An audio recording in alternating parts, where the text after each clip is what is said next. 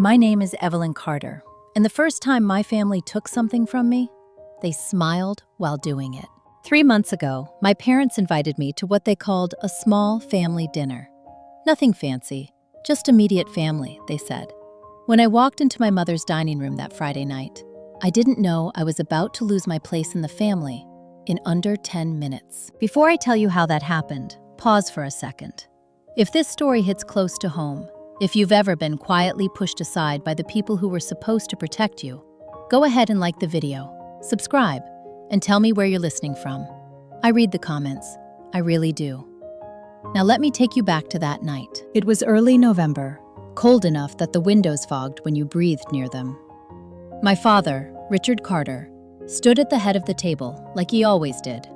61 years old, former construction company owner, still carried himself like he ran the room, even after selling the business.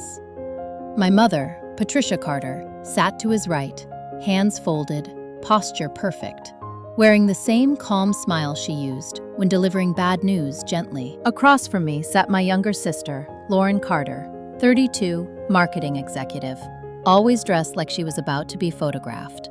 Hair smooth, nails perfect, confidence effortless. She caught my eye and smiled. The kind of smile that looks warm until you know what comes next. Richard cleared his throat. Your mother and I have made a decision about the lake house. The lake house. A 2-story cedar cabin in northern Wisconsin, just outside Minocqua, built by my grandfather in 1974. The place where I learned to use a table saw at 14. Where I repaired the warped staircase by myself one summer after college. Where I spent nearly every holiday fixing what time and weather broke. I was 34 years old. A professional woodworker and restoration carpenter, owner of a small but growing furniture studio in Madison. I had logged over 3,000 hours restoring historic homes and handcrafted furniture. The lake house wasn't just sentimental. It was part of my work, my history, my hands. We're transferring the lake house to Lauren, Richard said, just like that. Patricia reached over and squeezed Lauren's hand. She's starting a family. It makes sense. Lauren let out a small gasp, like she was surprised. She wasn't. She'd known. I could tell by the way she didn't look at me. I waited. For an explanation. For context. For acknowledgement. And me? I asked. Richard slid a thin envelope across the table toward me. We're helping you, too. Inside was a cashier's check. $15,000. I looked up slowly.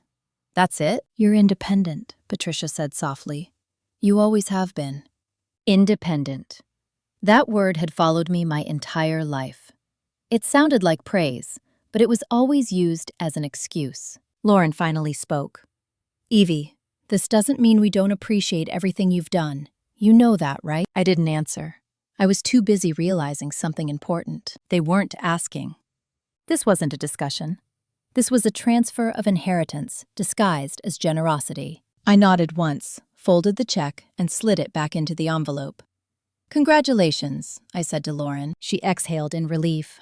That should have been the end of it. It wasn't. 2 days later, I drove 4 hours north to the lake house. No announcement, no permission. Just muscle memory guiding me down the gravel road lined with birch trees. When I unlocked the door, the smell hit me first. Damp wood, old leaves, something metallic. The roof leaked again. A slow drip into a bucket I had placed there months earlier. The back deck boards had started to rot at the edges. The water heater was dead, completely shot. I stood there in my coat, listening to the silence, and realized they had given Lauren something she couldn't maintain, and taken from me the only place that ever felt earned. I called Daniel Moore, a real estate attorney I'd known since trade school. He answered on the second ring. They're transferring the lake house, I said. Do you have the deed? He asked. No, I said. My dad said he'd handle it. Daniel paused. Evelyn, that's a problem. I know, I said. I just don't know how big yet. That night, I slept on the old pull-out couch, listening to the wind scrape against the siding. I made a list in my notebook. Roof repair, $9,200. Deck replacement, $6,800. Plumbing overhaul, $4,500. Electrical update, $3,000. Total, over $23,000. Lauren had never replaced a hinge in her life. 3 weeks passed. No one mentioned the lake house again. Not until Thanksgiving. We gathered at my parents' home in Rockford, Illinois. Extended family. Aunts, cousins, people who still thought of me as the quiet one. Midway through dinner, Richard raised his glass. "I want to thank Lauren for taking on the responsibility of the lake house," he said, "and Evelyn for stepping aside so her sister can build a future." Stepping aside. I looked down at my plate. No one defended me. No one corrected him. That was the moment something shifted inside my chest. This wasn't oversight. It was erasure. Later that night, my aunt pulled me aside and whispered, "You're such a good sport." That was when I realized being agreeable had cost me everything. What I didn't know yet was that my father didn't actually own the lake house outright, and that the will he thought protected him would be the very thing that exposed him. But I wasn't there yet. At that moment, all I knew was this. I had been excluded, publicly and deliberately, from something I helped build. And the quiet part of my brain, the one that measures wood twice before cutting once, started calculating something else. Not revenge. Leverage. Because when a family teaches you that your value is conditional, the only way forward is to stop asking for permission. And I was done asking. By December, everyone in my family was acting like the decision had already faded into the background, like it was settled law, like I had accepted my new, smaller place. I hadn't corrected them. Silence, I was learning, made people careless. 2 weeks after Thanksgiving, Lauren called me while I was in my workshop sanding the edge of a walnut tabletop for a client in Middleton. The radio was low, the heater rattling in the corner. My hands were dusty, steady. "Evie," she said, drawing my name out the way she always did when she wanted something. "Dad said you've still been going up to the lake house." I didn't stop sanding. I never stopped. A pause. I could hear her recalibrating. "Well, technically, it's mine now, is it?" I asked. She laughed lightly. "You know what I mean." I did. She meant possession without responsibility, ownership without effort.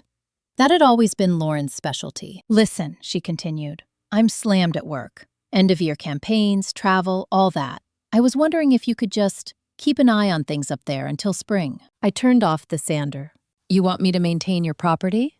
I said, evenly. "I wouldn't put it like that," she replied. "More like, you're already there sometimes. It just makes sense." That phrase again. It makes sense. "I'll think about it," I said. She exhaled, relieved. "You always come through." After I hung up, I stood there, staring at the tabletop. Perfect grain, tight joints. Something built with intention. I realized something else then. They hadn't just taken the house. They had assumed I would continue doing the work for free. That night, I drove north again. The lake was already starting to freeze at the edges. Thin sheets of ice clung to the shoreline like glass. I walked the property with a flashlight, noting damage, documenting everything with my phone. I wasn't fixing anything. Not yet. I opened a locked drawer in the old writing desk near the fireplace. Inside were folders I'd organized years ago. Permits, invoices, photographs of repairs I'd done myself. Receipts for lumber, roofing materials, wiring. And at the bottom, something I hadn't looked at in a long time. A copy of my grandmother's will. Not the full document, just the summary page she'd given me when I was 22, after my grandfather passed. At the time, I'd been too overwhelmed with grief to read it closely. Now, I did. The lake house was listed under a family trust. The Margaret Ellis Living Trust, established in 2009. Trustee, Margaret Ellis. Successor trustee, Richard Carter. Beneficiaries, to be determined upon trustee review. I frowned. To be determined. That wasn't how Richard had described it. He had always said the house passed directly to him. Clean. Simple. It wasn't clean. It wasn't simple. I took photos of every page and called Daniel again. "This trust," I said. "It doesn't say the property was transferred." Daniel was quiet for a long moment.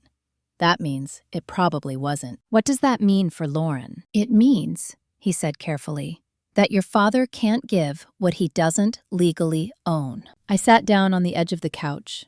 My breath felt shallow, controlled. "So who decides?" I asked. "The trustee, Daniel said, which was your grandmother.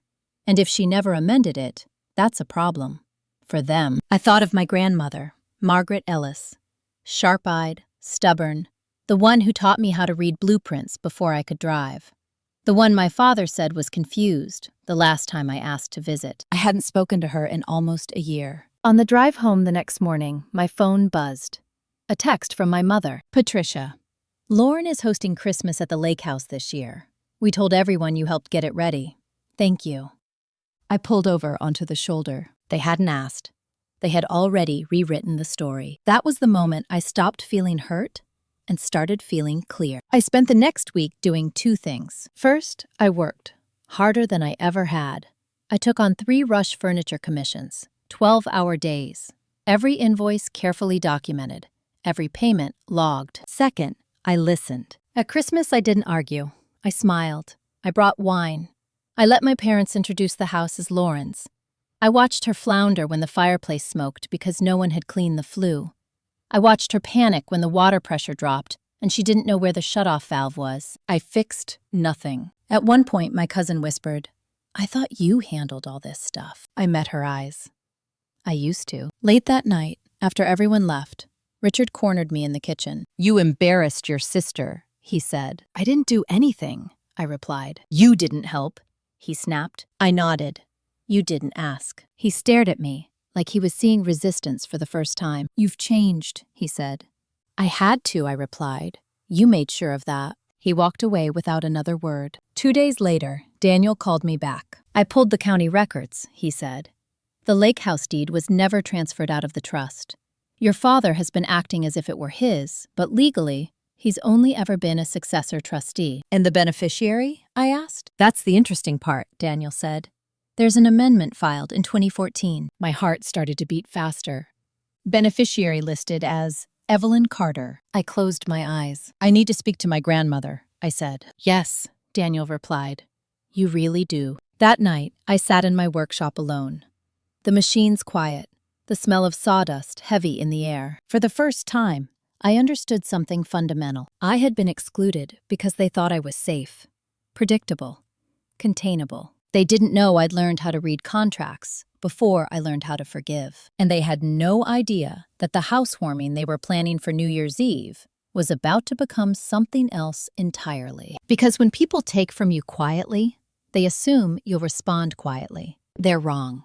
And in the next chapter, I make the call that changes everything. I waited 3 days before calling my grandmother. Not because I didn't want to hear her voice, because I needed to hear it clearly. By then it was mid-December. Snow had settled into the seams of the city like it planned to stay. My workshop windows were frosted over, the kind of cold that makes wood contract and joints complain. I was fitting a mortise when I finally set the chisel down and picked up my phone. Her name in my contacts still read Grandma Margaret. I pressed call. It rang longer than I expected. 5 times. 6. Then her voice came through. Thinner than I remembered, but sharp underneath. "Hello?" "Grandma," I said. "It's Evelyn." Silence. Not confusion. Recognition settling in. "Well," Margaret Ellis said at last, "it's about time." I sat down hard on the stool by my workbench. "I'm sorry," I said. "Not emotional, just factual. Dad told me calling you stressed you out." A short laugh. Dry. "Your father says a lot of things." That was when I knew. Whatever story I'd been fed, it wasn't hers. We talked for 40 minutes. About the weather, about my work, about the chair she still had in her dining room that I built when I was 23. The one with the slightly uneven leg she refused to let me fix. Then I told her about the lake house. I didn't dramatize it. I didn't soften it either. I explained the dinner, the check, the transfer to Lauren, the Thanksgiving toast, the Christmas hosting. I stopped when I got to the part about the trust. "I found the amendment," I said, "from 2014. She didn't answer right away. "I wondered how long it would take," she said finally. My grip tightened on the phone. "So it's real?" "Yes," Margaret said. "I put the house in trust so your father couldn't weaponize it. And I named you the beneficiary because you were the only one who ever treated it like it mattered." I closed my eyes. He said he owned it. "I never signed it over," she replied. "I let him believe what he wanted." That's not the same thing. I thought of all the times Richard had spoken with certainty. all the authority he projected, and how much of it had been assumption. "Why didn't you tell me?" I asked. Her voice softened. I tried. That landed harder than everything else. She told me about the letters, 3 of them, 1 mailed, 2 hand-delivered, all addressed to me, all sent back unopened or never mentioned. I suspected, she said quietly. But suspicion doesn't prove interference. This does. I swallowed. They're planning a New Year's Eve party, a big one, at the lake house. A housewarming. Margaret was silent for a moment. Then she said, "Invite me." I opened my eyes. "What?" "If they're so certain whose house it is," she said, calm as ever, "they won't mind the trustee attending." I let out a breath I hadn't realized I was holding. "I don't want this to be messy," I said. Margaret chuckled. "Evelyn, it's already messy. The only question is whether it stays hidden." After we hung up, I sat there listening to the hum of the heater. My hands were steady. My chest wasn't tight. This wasn't about anger anymore. It was about correction. Over the next 10 days, the invitations went out. Digital, glossy, confident. Lauren posted photos of the house on social media. My house, framed carefully from angles that hid the unfinished deck and the electrical panel she didn't understand. She tagged me once. Couldn't have done it without my sister. I didn't like the post. I saved it. Daniel and I met on the 27th at his office. He spread documents across the table like cards. "Here's what matters," he said. "She's hosting an event on property she doesn't own, based on an inheritance she was never legally given." "And my father?" I asked. "Acting without authority," Daniel said. "Asserting ownership without title. Misrepresentation. Do we stop the party?" He looked at me carefully. "Do you want to?" I thought about it. About the speeches, the toasts, the assumptions. About how many people would be watching. "No," I said. "We let it happen." Daniel nodded. "Then we do it clean." On December 31st, I drove north alone. The lake was fully frozen now, white and silent. Cars lined the gravel drive when I arrived. Laughter drifted through the trees. Music pulsed inside the house. I parked down the road and walked the last stretch. I wanted a minute. Inside, the house was transformed. Candles everywhere. A rented bar set up by the window.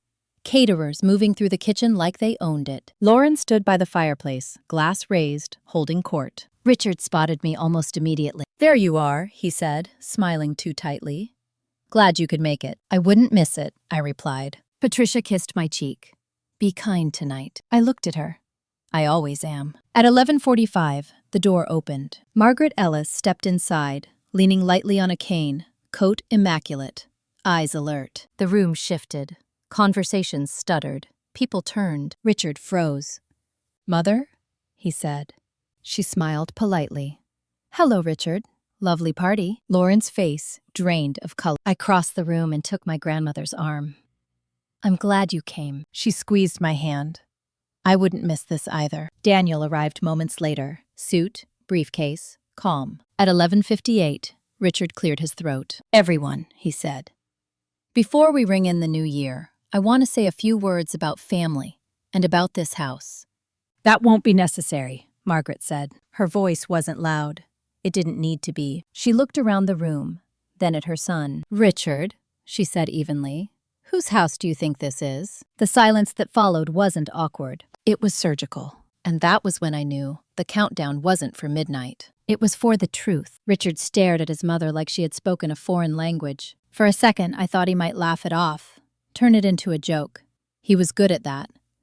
He'd spent decades sanding down reality until it fit whatever story he needed that day. But the room was too quiet. 20, maybe 30 people stood frozen with champagne flutes halfway to their mouths.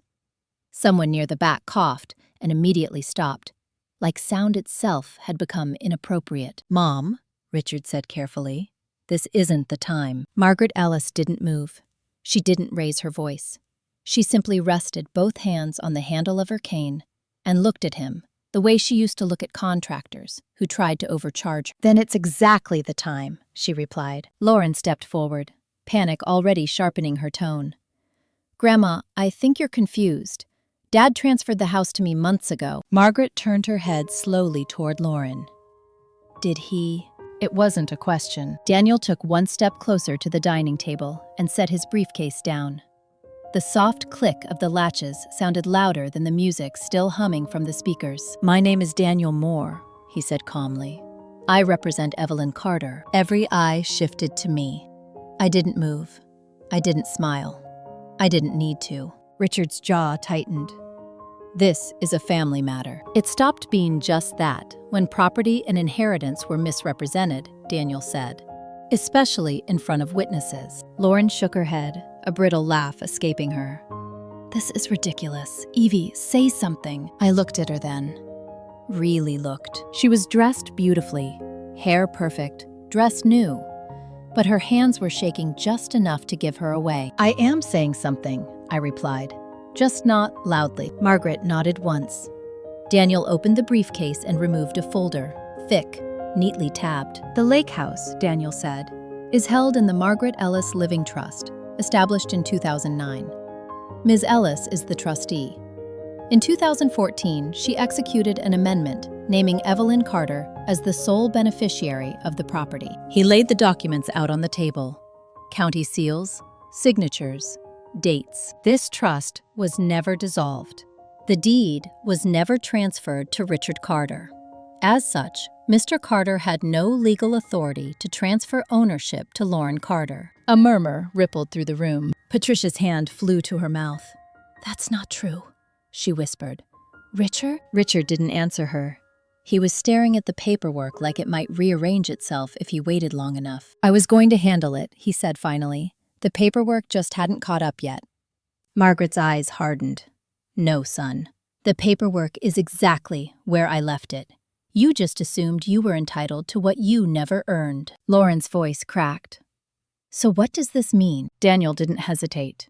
"It means you don't own this house. You never did." The countdown clock on the TV read 11:59. Someone whispered, "Is this real?" I stepped forward then. Just one step, enough to be seen. "I've been maintaining this house for years," I said. "Repairing it, restoring it, paying for it." I stopped when I was told to step aside. I didn't fight. I didn't argue. I let you have the party. Lauren stared at me. "Why?" "Because," I said, "I wanted the truth to land where the lie was told." Midnight hit. Fireworks exploded over the frozen lake. Cheers rose outside. Inside, no one spoke. Richard finally looked at me. "You planned this." I shook my head. "No, you planned on me staying quiet." Margaret reached for my hand. Her grip was steady. "This house was built by my husband and me," she said to the room. "I left it to the person who treated it with respect. That choice was deliberate." Patricia sank into a chair, her face pale. "You knew?" she asked Richard. He didn't answer. Lauren's voice came out thin. "So what now?" Daniel closed the folder. "Now the party ends, and the misunderstanding is corrected." One by one, people began to gather their coats. No one met Lauren's eyes. No one congratulated her. As the house emptied, I noticed something strange. I wasn't angry. I felt steady. When the last guest left and the door finally closed, it was just us. Family, stripped of audience. Richard stood by the window, looking out at the frozen lake. "You humiliated us," he said. I met his reflection in the glass. "You tried to erase me." Margaret squeezed my hand. "Enough," she said. "The rest will sort itself out." But even as she said it, I knew something else was coming. Because people who build their power on control don't let go quietly. And Richard Carter had just lost the thing he believed proved he was untouchable. The silence after everyone left was heavier than the confrontation. It settled into the walls, the beams, the floorboards I knew by heart. The lake outside was still exploding with fireworks, distant booms echoing like punctuation marks to a sentence that had already ended. Richard didn't speak again that night. Neither did Lauren. Patricia cried quietly in the kitchen, wiping an already clean counter with a dish towel that kept slipping from her shaking hands. No one comforted her. Not because I was cruel, but because comfort had always been her currency, and tonight it was worthless. Margaret Ellis stayed exactly where she was, seated at the dining table, spine straight, hands folded. She looked smaller than I remembered, but there was nothing fragile about her presence. "Daniel," she said calmly, "thank you for coming." Daniel nodded. "Of course, Ms. Ellis." Richard finally turned around. His voice was low, controlled. The voice he used when he thought authority alone could fix things. "You blindsided me," he said to his mother. "No," Margaret replied. "I corrected you." Lauren let out a sharp, broken sound that might have been a laugh. "So that's it? I just lose the house?" I looked at her. "You never had it." She flinched like I'd slapped her. Patricia snapped her head toward me. "Evelyn, that's enough." I felt something inside me finally settle into place. Not anger. Alignment. "No," I said evenly. "That's exactly enough." Daniel cleared his throat. For clarity, Evelyn is the legal beneficiary. Effective immediately, she has full authority over the property. Lauren's eyes widened. "Immediately?" "Yes," Daniel said. "Including who is permitted to stay here." The implication landed. Lauren turned to Richard. "Dad?" Richard said nothing. Patricia whispered, "Where are we supposed to go?" I thought about that question. About how many times I had swallowed the same one. "You'll need to make arrangements," I said. "Tonight." Lauren stared at me like she didn't recognize me anymore. "You're really doing this?" I nodded. "I am." They left within the hour. No shouting, no dramatic exit. Just coats pulled on with stiff hands, keys dropped too loudly on the table, a door closing harder than necessary. When their car disappeared down the gravel road, Margaret let out a slow breath. "You did well," she said. I sat down across from her. I didn't feel brave. "Good," she replied. "Bravery is loud. Resolve is quiet." Daniel packed up his briefcase. "I'll file formal notice first thing in the morning," he said. "Lock changes, utility transfers, everything clean." After he left, it was just Margaret and me. She looked around the room. "You've taken care of this place." "I tried," I said. She smiled. "I know." Before she went to bed, she reached into her purse and handed me an envelope. Yellowed. Familiar handwriting. "I wrote this years ago," she said. "I hoped you'd get it sooner." I didn't open it yet. I wasn't ready. The next morning, January 1st, I woke up alone in the house for the first time. No tension, no waiting for permission. I changed the locks by noon. 2 days later, my phone started lighting up. Aunt Helen, Cousin Mark, family friends who'd been at the party. Questions. Confusion. Apologies that sounded like curiosity dressed as concern. I answered only one call. Lauren's. "I don't know what to do," she said. No anger, just panic. "I believe you," I replied. There was a long pause. "Are you going to help me?" I thought carefully before answering. "Not the way you want." She hung up without saying goodbye. That afternoon, I opened Margaret's letter. It was short. "Evelyn, your hands have always known what to do. I trusted them long before you trusted yourself. This house was never meant to reward obedience. It was meant to honor care. Love, Grandma." I folded the letter and placed it back in the envelope. If you're still with me right now, if you've ever been told to be grateful while being pushed aside, take a second and let me know in the comments. And if you want to hear how the fallout really unfolded, how control turns into desperation when it's challenged, make sure you're subscribed, because the party wasn't the end. It was just the moment they realized I wasn't coming back to the role they built for me. And next, they tried to punish me for it. They didn't come at me directly at first. That would have required admitting they'd lost. Instead, they tried to make my life smaller around the edges. It started the second week of January. I was in my workshop in Madison early Monday morning, planing a slab of maple for a client's dining table, when my phone buzzed 3 times in a row. Same number. My mother. I didn't answer. 10 minutes later, an email came through from the Lake Association. Subject line: Property Compliance Notice. I wiped my hands on my apron and opened it. The message was polite, professional, firm. It informed me that the lake house was allegedly in violation of several association bylaws: exterior modifications without approval, unregistered structural repairs, non-compliant deck materials.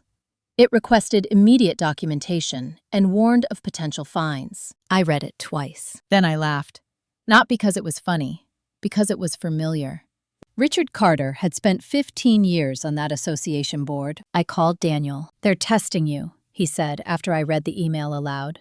"Seeing if you'll panic." "I won't," I said. Everything I did was permitted. I know, he replied, which means they're not trying to win.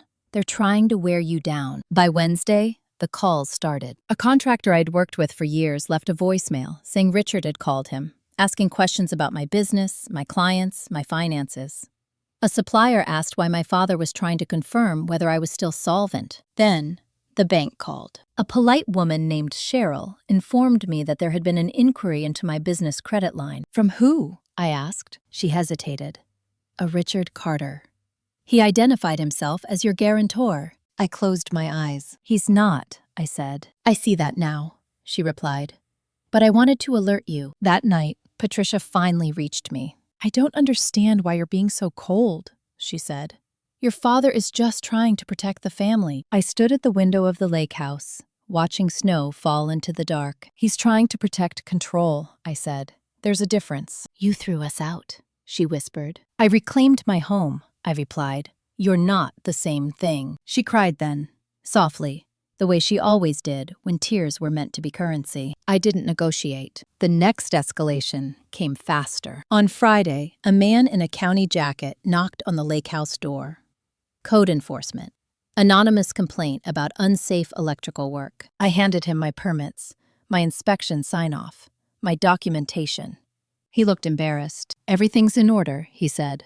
Sorry to bother you. I know who sent you, I replied. That evening, Daniel called me back. They're laying groundwork, he said. If they can't take the house, they'll try to destabilize you. For what? I asked. For leverage, he said. People like your father don't walk away empty-handed. That weekend, Lauren showed up. Not at the lake house. At my workshop. I looked up from my workbench when I heard the door open. She stood there in a long coat, eyes tired, confidence gone. I need to talk, she said. I didn't invite her in. I didn't ask her to leave. She stepped closer, lowering her voice. Dad says you're tearing the family apart. I picked up my plane and continued smoothing the edge of the table. Dad says a lot of things. He says the trust isn't valid, she pressed. That Grandma was manipulated. I stopped working then. Met her eyes. Do you believe that? I asked. She hesitated. That told me everything. I lost my apartment, she said quietly. The lease was under my name. The company downsized. I couldn't cover it. I waited. I need somewhere to stay, she finished. I leaned back against the bench. You're asking me now? Yes, after everything. After the public erasure, after the housewarming, after the calls, the inspections, the pressure. Yes, she said again. I am. I thought about the little girl who used to follow me into the garage, asking questions, then running off when things got hard. I thought about the woman standing in front of me now. I won't let you stay at the lake house, I said. Her face collapsed. Evie. But, I continued, I'll pay for a session with a financial counselor. 1. I'll give you the number of a landlord I trust. That's it. She stared at me. You're punishing me. No, I said. I'm refusing to enable you. She left without another word. That night, I opened my email and found something new. A letter from an attorney I didn't recognize. On behalf of Richard Carter, it stated that he intended to contest the trust on grounds of undue influence and diminished capacity. Daniel called me before I could even forward it. He's bluffing, he said, but he wants you scared. I wasn't scared. I was done. Because when someone tries to take your foundation after failing to control it, they reveal exactly how empty their power really is. And in the next chapter, I stop reacting entirely. I make my own move, one that forces everything into the open, whether they're ready or not. When someone stops reacting, people like my father don't know what to do with that. They need resistance. They need noise. They need you to flinch, so they can tell themselves they're still in control. So I gave him none. For 2 weeks after the letter from his lawyer, I didn't return a single message. Not from Richard, not from Patricia, not from Lauren. I went to work. I taught a Saturday woodworking class at the community center on East Washington. 12 women, all ages, all focused. It filled up in 48 hours. I slept at the lake house, woke early, shoveled snow, repaired the dock supports beneath the ice. I transferred utilities into my name, updated insurance policies, filed official notice with the Lake Association, attaching the trust documentation and Daniel's letter, every step documented, every move quiet. That's what people like Richard underestimate. They think silence means confusion. It doesn't. It means preparation. The move I made wasn't loud. It didn't involve confrontation. It involved visibility. I accepted an offer from the Minocqua Historical Preservation Society. They'd contacted me years ago about restoring a 1960s boathouse on the lake. Back then, I'd turned it down. Too busy, too much family overlap. This time, I said yes. They announced the project publicly. A feature restoration, community-funded, media interest. My name listed as lead craftsperson. 2 days later, Richard called Daniel in a panic. He says you're exploiting family property for personal gain, Daniel told me, barely hiding his amusement. It is family property, I said. Mine. The next escalation came from an unexpected place, church. Richard had spent years curating his reputation at First Covenant Church in Rockford. Deacon, committee chair, the man people trusted with donations and direction. Apparently, he'd mentioned the situation there. I know this because the senior pastor, Thomas Reed, emailed me directly. He said he wanted to understand both sides. I agreed to meet him for coffee. Not to defend myself, to document the truth. I brought the trust paperwork, the letters, the timeline. I didn't editorialize. Pastor Reed listened carefully, then asked one question. Did your father ever tell you the house was already yours? No, I said.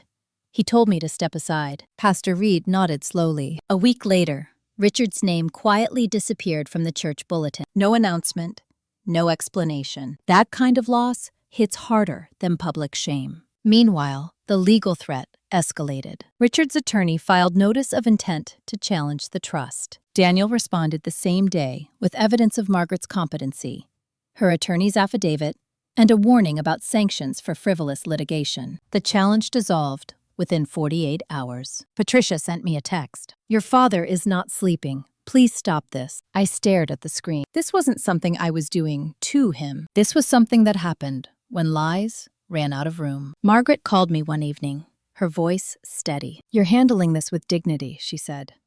But I need to tell you something. I leaned against the counter. What is it? There's more than the lake house, she said. My chest tightened. What do you mean? I didn't just protect the property, Margaret continued. I protected you. She told me about a clause in the trust I hadn't read closely. One Richard never noticed, because he'd assumed control where none existed. The trust held an investment account, not enormous, but significant, enough that when it transferred to me, it would be visible. Public. Your father has been drawing from a line of credit secured against what he thought he'd inherit, Margaret said.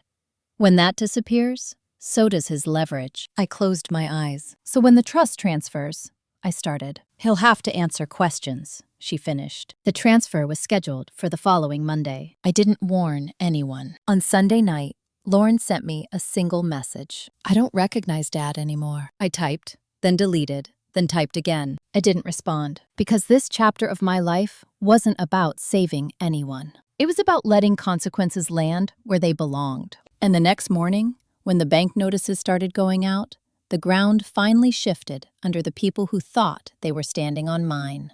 The bank notices didn't arrive with drama. No sirens, no raised voices, just envelopes. White. Official.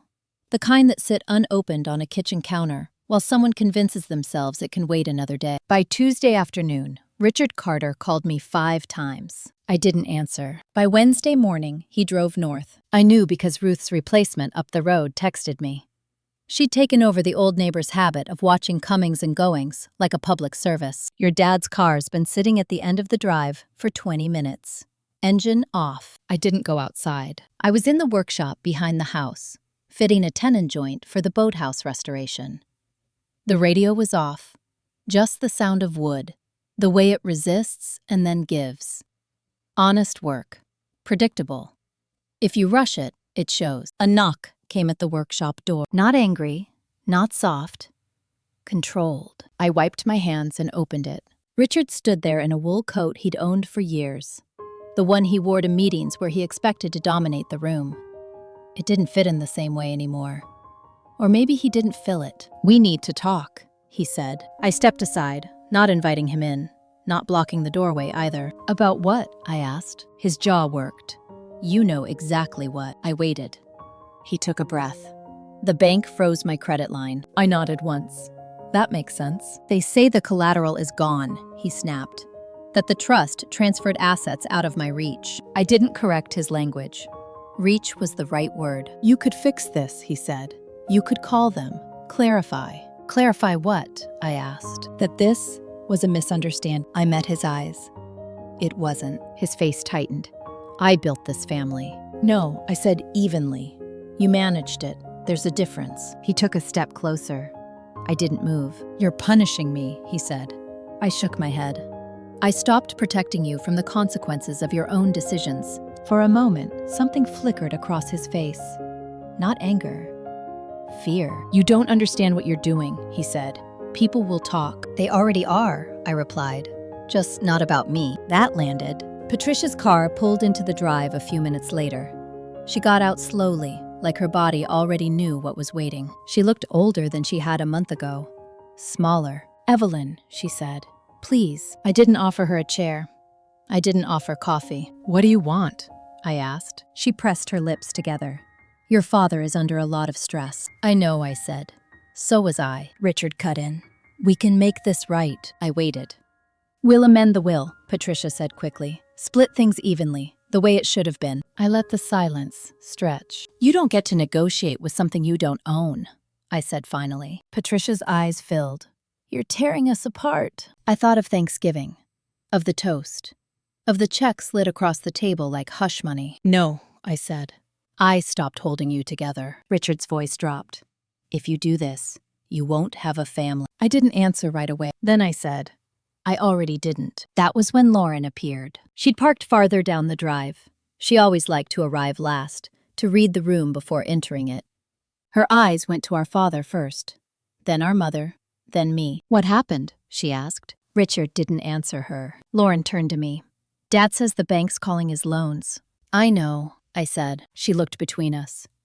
Is that because of the trust? Yes. Her shoulders slumped. So this is really happening. It already did, I said. She swallowed. You could help him. I tilted my head slightly. So could you. Her mouth opened, then closed. I don't have anything, she said quietly. That was the truest thing she'd ever said. I stepped back and gestured toward the house. You should go. Patricia looked like she might argue. Richard didn't. They left without another word. Lauren lingered. I don't know how to fix this, she said. I know, I replied. She nodded, tears sliding down her face, unperformed this time. Then she turned and followed them. That night, I sat alone at the kitchen table and opened the trust documents again. Not because I needed to, because I wanted to see it clearly. Margaret had been precise, protective. She hadn't just given me property.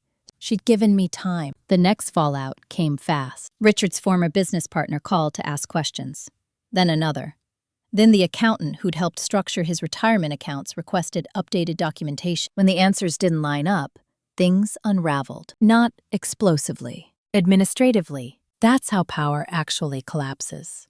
Through forms, through reviews, through quiet confirmations that what someone claimed was never quite true. Margaret called me on Friday evening. He tried to come see me, she said. My chest tightened.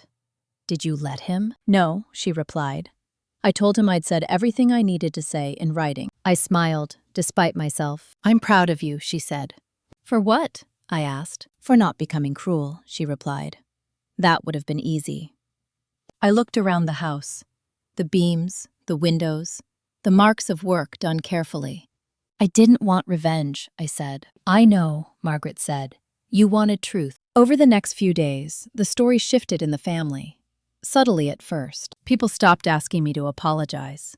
Then, they stopped asking questions altogether. Silence, it turned out, works both ways. But the real turning point came the following week, when I received a certified letter from a law firm I recognized. Not from Richard's lawyer, from the one representing his former company. The subject line was simple, Notice of Audit. I sat back in my chair, the paper warm from my hands. I hadn't planned that. I hadn't needed to. When you stop covering for someone, the systems they relied on start to see them clearly. And in the next chapter, the truth stops being a private correction and becomes something public, something permanent, something that can't be spun away. The audit didn't announce itself to the family. It announced itself to the world. Richard Carter had sold his construction company 6 years earlier, but he never fully let go of the image. Founder, advisor, the man people still called when they needed reassurance. When the notice of audit became public record, that image cracked quietly. Then all at once, I found out the same way everyone else did. A text from my cousin Mark. "Is everything okay with your dad? His old company's under review." I didn't respond. By noon, 2 local business blogs had picked it up. Nothing dramatic, no accusations, just facts, dates, filings, a sentence about irregularities and post-sale disclosures. That was enough. Richard called me that afternoon. I didn't answer. Patricia emailed. Long, emotional, carefully written. "Your father is devastated. He feels betrayed. He doesn't understand why you're doing this to him." I read it once. Then again, I didn't reply. That evening, Daniel came up to the lake house. He brought a bottle of wine and news. "The audit is routine on paper," he said, setting the bottle down. "But it opens doors. If anyone's been smoothing numbers or misrepresenting assets, it'll come out." "I didn't cause this," I said. "I know," he replied. "You just stopped preventing it." Outside, the lake was starting to thaw. Thin cracks ran across the ice like veins. "I need you to be prepared," Daniel continued. "Once this goes fully public, people will look at you differently." "How?" I asked. "As the reason," he said. I nodded. "I can live with that." 2 days later, Lauren showed up again. This time, at the lake house. She looked exhausted. Not disheveled, just stripped of polish. "They're talking about Dad everywhere," she said the moment I opened the door. I stepped aside and let her in. Not as an invitation, as acknowledgement. She paced the living room, arms crossed. "He hasn't slept. He keeps replaying everything." I leaned against the counter. So did I. "For years." She stopped pacing. "Do you hate him?" I considered the question carefully. "No," I said. "I don't trust him." She nodded slowly, like that made sense to her for the first time. "Mom says you could make this stop," she said. "That if you clarified things, spoke publicly." I cut in gently. "I didn't start speaking publicly. Other people did." Lauren looked down. "I don't know where I fit anymore." I watched her then. Not as my sister. As someone standing at the edge of consequences she'd never been forced to face before. "You fit wherever you build something real," I said. "That's the only place that lasts." She swallowed. "I don't know how." "That's not my work," I replied. She stayed for 20 minutes. We talked about nothing important. The weather, her job search. She left without asking for anything. That felt like progress. By the end of the week, Richard's name had been removed from 2 advisory boards. Quietly. No statements, just absence. Patricia stopped posting online altogether. Margaret called me Saturday morning. "He came by again," she said. My chest tightened. "Did you speak to him?" "Yes," she replied. "Briefly." "What did he say?" "He asked me why I chose you," Margaret said. I waited. I told him the truth, that you never asked to be favored. You just showed up. I closed my eyes. "That didn't go over well," she added. "I imagine not," I said. That afternoon, I received an email I hadn't expected from a regional lifestyle magazine. They'd heard about the boathouse restoration, wanted to feature it, wanted to feature me. Not the family story, not the audit, the work. I almost said no. Then I realized something. Visibility wasn't the same as vengeance. I agreed. The article went live 2 weeks later. It talked about craft, about stewardship, about restoring things the right way instead of the fast way. Richard wasn't mentioned, but everyone knew. The comments were supportive, curious, respectful. One line stuck with me. She didn't take anything. She just stopped letting others take from her. If this part of the story is hitting close to home for you, if you've ever been painted as difficult just for holding your ground, take a moment and let me know in the comments. And if you want to hear how this finally resolved, not with shouting, but with something quieter and final, make sure you're subscribed. Because what happened next wasn't loud. It was the moment my father finally understood that control doesn't survive daylight. And neither do lies. The first apology came 3 weeks later, not from Richard, from my mother. Patricia asked to meet me at a cafe halfway between Rockford and the lake. Neutral ground. Public. The kind of place where emotions stay on a leash because other people are watching. She arrived early. I could tell because her coffee was untouched when I walked in. "You look tired," I said as I sat down. She smiled faintly. "So do you." We sat in silence for a moment. No script. That alone was new. "I need to say something," Patricia said finally, "and I don't want you to interrupt." I nodded. "I believed your father," she said, "for a long time. About what he owned, about what he handled, about what was fair. I told myself that keeping the peace was the same as protecting the family." She paused, fingers tightening around the cup. "I see now that I was protecting him." I didn't react. I let her finish. "When you stopped bending," she continued, "everything he built started to wobble. And I was angry at you for that. Because it was easier than being angry at him." Her eyes filled, but she didn't cry. "I'm sorry," she said. "It wasn't dramatic. It wasn't complete. But it was real." "Thank you for saying that," I replied. She exhaled. "Your father won't." "I know," I said. She nodded, resigned. "He thinks apologizing would mean admitting he was wrong." I stirred my coffee. It would. Patricia managed a small smile at that. "Lauren is staying with me." "That's good," I said. "She's struggling," Patricia admitted. "But she's trying." We talked for another 20 minutes. About nothing sharp. About boundaries. About what comes next. When we stood to leave, Patricia hesitated. "I don't expect things to go back to how they were," she said. "They won't," I replied gently. "I just hope there's something left." I considered that. "There is," I said. "It just won't be built on silence." She nodded, eyes glossy, and left first. Richard didn't call that week. Instead, I heard from Daniel. "He's been advised to settle," Daniel said over the phone, quietly. "Settle what?" I asked. "Everything," he replied. "The trust, the audit, the narrative." I looked out over the lake, now fully thawed. The ice gone without ceremony. "And what does he want?" I asked. "To meet," Daniel said. "Just the two of you." I thought about it. Not emotionally, practically. "Where?" I asked. "Your choice." I chose the lake house. He arrived on a Sunday afternoon. Alone. Richard looked older. Not weaker, just worn. Like a bean that had carried too much weight for too long. We sat at opposite ends of the dining table. No lawyers, no audience. "I won't apologize," he said immediately. "I didn't ask you to," I replied. He frowned. That wasn't the reaction he expected. "I came to make a deal," he continued. "I'm listening," I said. "I'll acknowledge the trust publicly," he said. "I'll stop contesting it. I'll correct the story." "And?" I asked. "And you stay quiet about the rest," he finished. There it was. I folded my hands on the table. "No." His eyes narrowed. "Think carefully." "I have," I said, "for years." "You don't owe anyone the truth," he snapped. "Families survive on compromise." "Families survive on honesty," I replied. "Control survives on silence." He stood abruptly. "You're throwing this away." I met his gaze. "You already did." He stared at me for a long moment. Then something like resignation crossed his face. "You were never supposed to be this difficult," he said. I smiled faintly.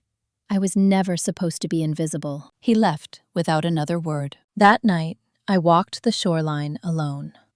The water lapped quietly against the dock supports I'd repaired months earlier. This wasn't victory.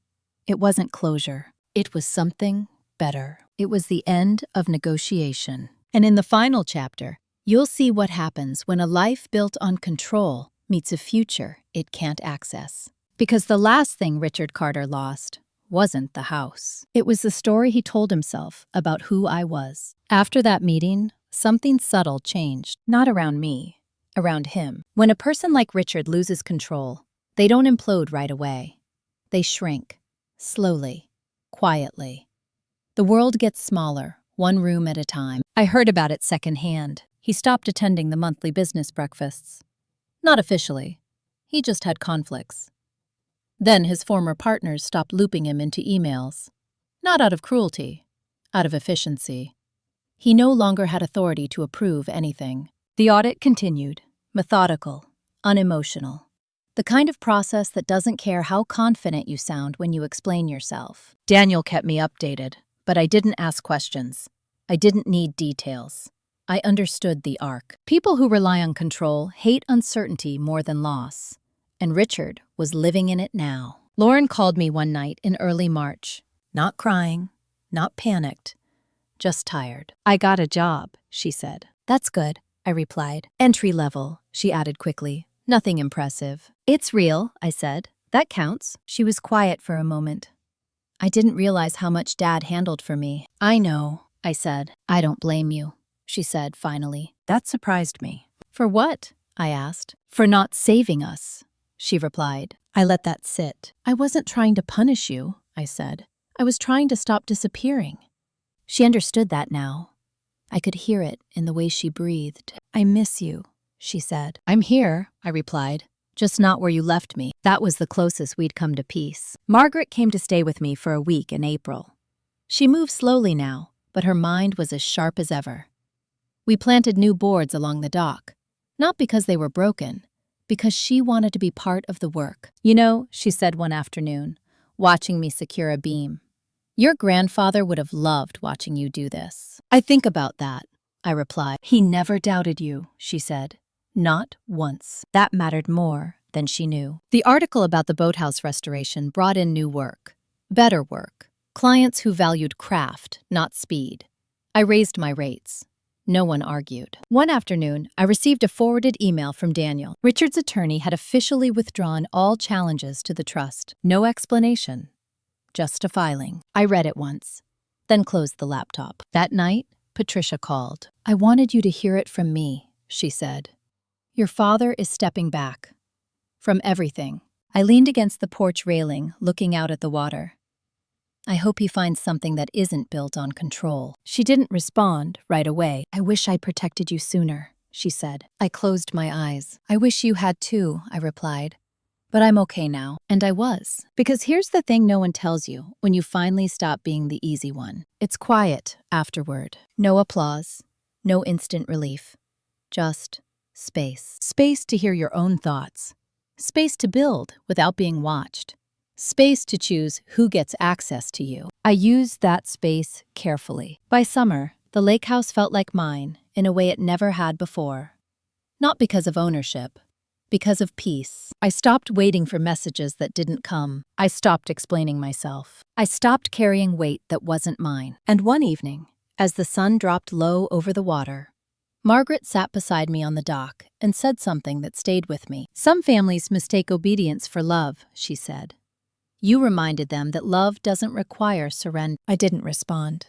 I didn't need to, because the story was already ending, not with revenge, with clarity. The last thing that changed wasn't loud. There was no final argument, no dramatic phone call, no moment where Richard suddenly understood everything he'd done wrong and said the words people like him say for movies. What changed was quieter than that. He stopped trying. The emails ended first. Then the messages relayed through my mother. Then the careful, indirect pressure that had shaped my entire life just dissolved. Not because he'd grown, because there was nothing left to push against. Control only works when someone keeps yielding. By late summer, the lake house felt settled in a way it never had before. The mornings were quiet. The kind of quiet that doesn't make you brace for footsteps or tone shifts. Just birds, water, wind moving through the trees. I finished the boathouse restoration in August. The Preservation Society hosted a small open day. No speeches, no spotlight, just people walking through, touching the beams, asking real questions about craft and care. Someone asked how long it took. "As long as it needed," I said. That answer felt earned. Margaret couldn't attend. Her hip had worsened and travel tired her now. But she called that evening. "I saw the photos," she said. "You honored the place." "I learned from the best," I replied. She paused. "I'm glad I didn't give that house to someone who would have turned it into a performance." I smiled. Me too. Richard didn't come. I wasn't surprised. I didn't miss him either. Lauren visited once more before fall. She stayed for 2 nights, slept in the guest room, was careful with everything, like someone learning how to exist without being carried. On the second morning, she helped me replace a section of dock railing. She struggled with the drill at first, then adjusted, watched, learned. "I didn't know it felt like this," she said quietly. Like what? I asked. Like earning something, she replied. I nodded. It changes how you stand in the world. Before she left, she hesitated at the end of the drive. I don't expect us to be close, she said. But I don't want to be strangers. We won't be, I replied. As long as we're honest. She nodded. That was enough. Patricia sends me photos now. Of her garden. Of meals she's proud of. She doesn't ask me to fix things anymore. She asks how I am. It's a small shift, but it's real. As for Richard, I hear about him the way you hear about a storm that passed through another town. Factual, distant, no pull. He lost positions, influence, certainty. What he never lost was the belief that he was right. I made peace with that. Because the truth is, closure isn't something someone gives you. It's something you stop waiting for. One evening in October, I sat alone on the porch, a mug cooling in my hands, the lake dark and still. The house behind me held no tension anymore. Just rooms, just work, just life. I thought about the version of myself who folded at Thanksgiving, who accepted the check, who believed being independent meant being expendable. She didn't know yet that independence isn't what makes people overlook you. Compliance does. If you've stayed with me this far, if this story touched something personal for you, take a moment and let me know in the comments. Tell me the moment that hit you hardest. And if you want more stories like this, grounded, real, about family drama, betrayal, and the kind of revenge that doesn't shout but lasts, make sure you're subscribed. Because here's what I learned. You don't get justice by destroying the people who hurt you. You get it by refusing to keep shrinking so they can stay comfortable. The lake house was never really the point. Neither was the trust, or the audit, or the fallout. The point was, the moment I stopped letting my family define my worth by how useful I was to their narrative. I didn't take anything that wasn't already mine. I just stopped handing pieces of myself away for free. And the quiet that followed wasn't emptiness. It was space. Space to build. Space to choose. Space to finally stand where I belonged. That's how the story ends. Not with revenge. With ownership.